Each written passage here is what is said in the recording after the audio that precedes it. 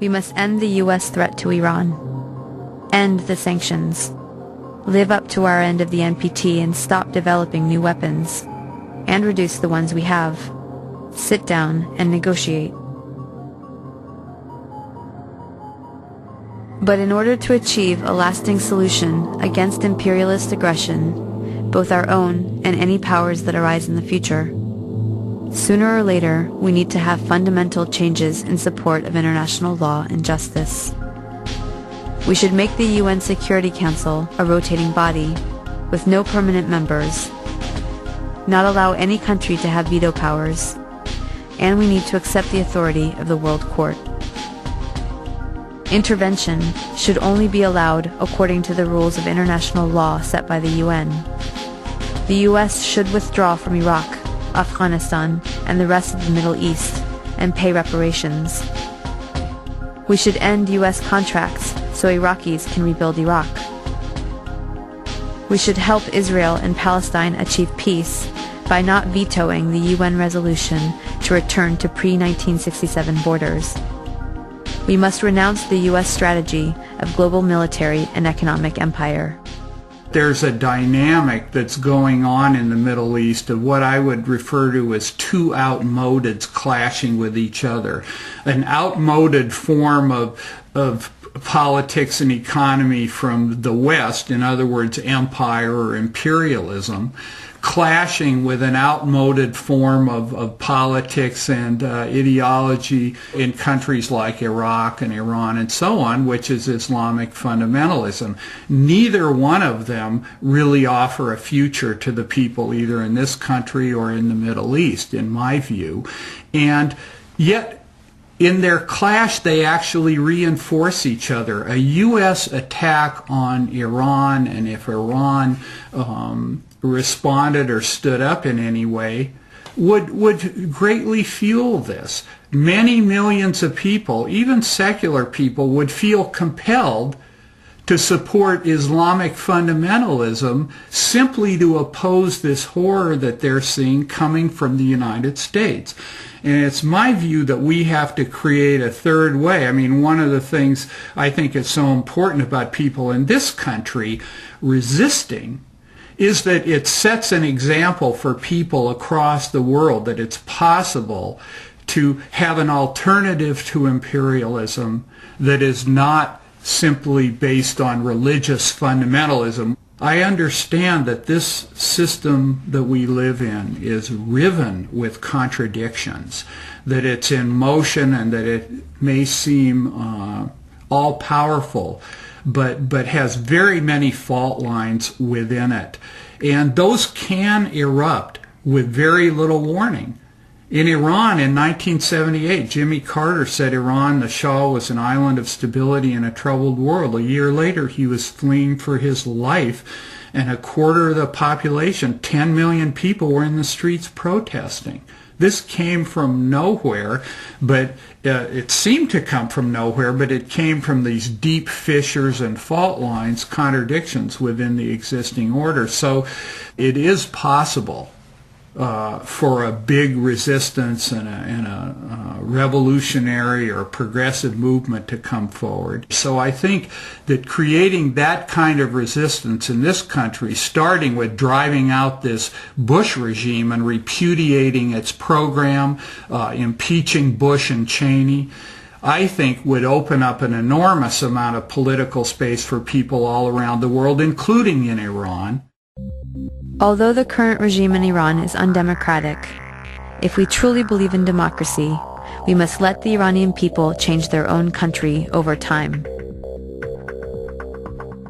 As a test of fairness, we might imagine that Iran invaded and occupied Canada and Mexico and had aircraft carriers sitting in the Caribbean.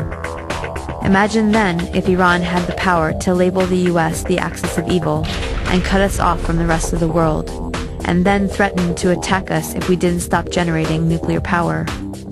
What if Iran had overthrown the US government 50 years ago and installed a dictator friendly to Iranian interests, who kept it in power for 25 years? At that point, imagine that Christian fundamentalists, who currently represent about a third of the US, took power and began ruling under church law, followed by an unprovoked invasion by Canada, supported by Iran and ignored by the UN, in which it nearly destroyed the US. Would it be possible to imagine Iran as liberators? Would Iran be justified in attacking if the US government helped Christian fundamentalists in Canada to take up resistance?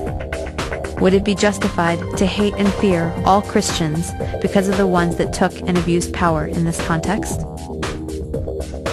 This is not about good guys and bad guys. Both the American and Iranian governments are working against the interests of the people. But the deadly game of chicken was begun by the US, and the US has the power to end it. We should look at our current policies and actions against Iran, look at some better options, and figure out a way to change the minds of the people running our government and prevent another criminal enterprise that will cost many more lives. It has been done in the past, and if people take action, it can be done again.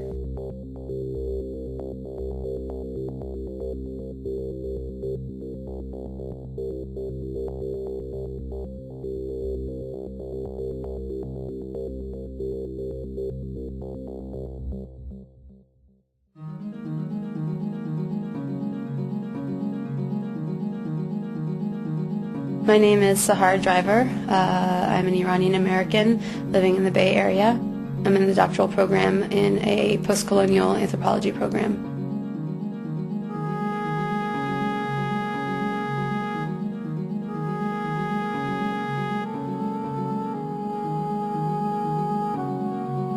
My name is Mitchell Plitnick. I was born in New York City, grew up there. I live in Alameda, California, and I am the Director of Education and Policy for Jewish Voice for Peace.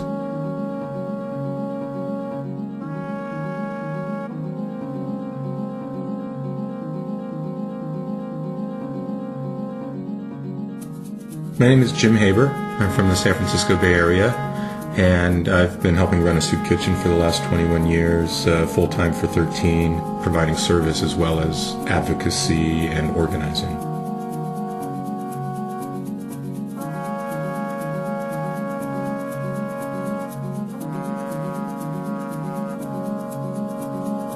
My name is Bob Gould. I grew up in the Bronx, and for the last 30 years I've lived in San Francisco.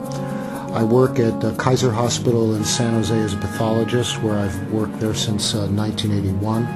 I'm also, since 1989, the president of the San Francisco Bay Area chapter of Physicians for Social Responsibility.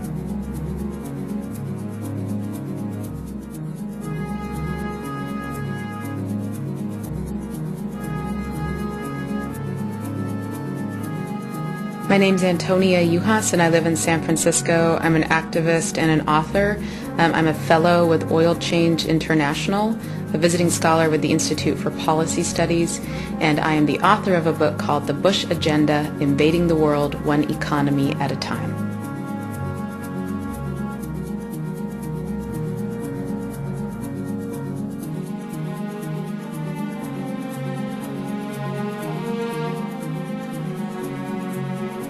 My name is David Glick. I live in Fairfax, California, a small town in Marin County. I work as a psychotherapist. I've been doing that for about 30 years, and I spend a lot of time doing political activism of different kinds around social justice and peace issues, and in my spare time I write poetry.